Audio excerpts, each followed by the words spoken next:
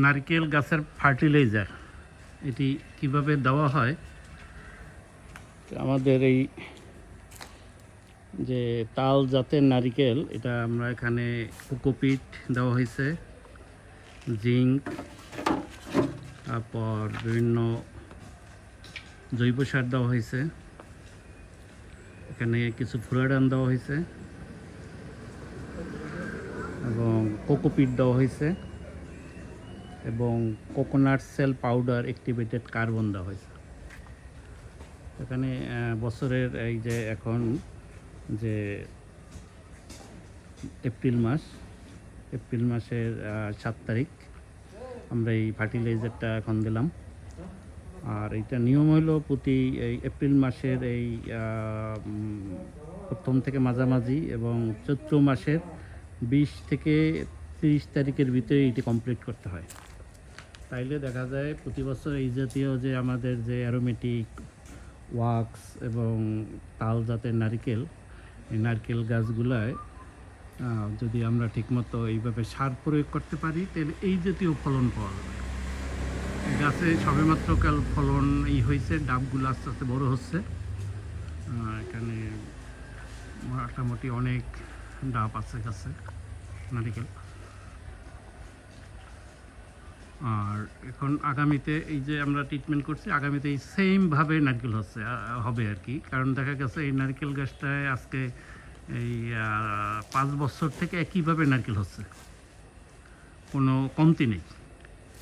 তো একটি গাছ থেকে আলহামদুলিল্লাহ যথেষ্ট পরিমাণ নারকেল হয়। যদি ডাব বিক্রি করা যায় তাহলে এই এখন যে নারকেল আছে তার আরও 6-7 গুণ বেশি হয়। আর এগুলো আমরা সবই পাকাচ্ছি আর কি, সবগুলো পাকানো হয় কারণ আমাদের নিজস্ব প্রজেক্ট বড় করতেছি। আর হলো বিভিন্ন পরিচিত আমাদের লোকজনগুলো নিচ্ছে, যাতে আমরা ভবিষ্যতে কোকোনাট সেল অ্যাক্টিভেটেড কার্বনের একটা ফ্যাক্টরি করতে পারি, এই চিন্তা করে আর কি।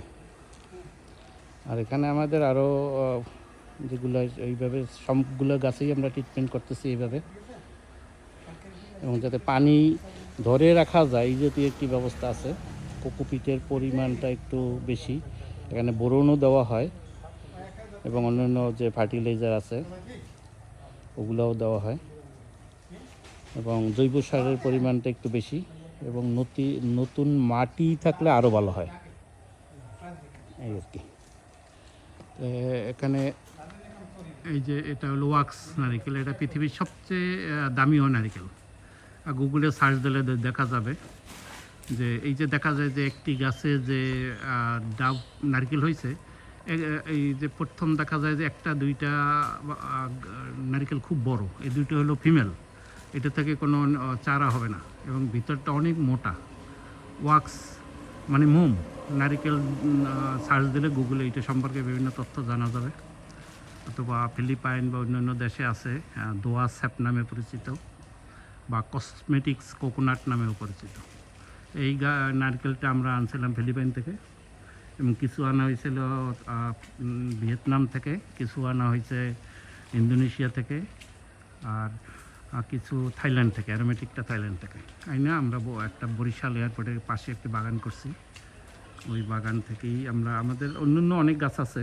আমরা পর্যায়ক্রমে প্রতিদিন একটি ভিডিও দেব, 1-2টা ভিডিও দেব যে কীভাবে এই কমার্শিয়াল প্রজেক্টগুলো আমাদের এই জাতীয় প্রায় এখন 300-400 গাছেই আলহামদুলিল্লাহ নারকেল হচ্ছে। আর আমাদের বাগানটা আস্তে আস্তে অনেক বড় করতেছি, সবগুলো গাছে এইভাবে নারকেল হচ্ছে, এভাবে পুরো নারকেল ভরা সব গাছে।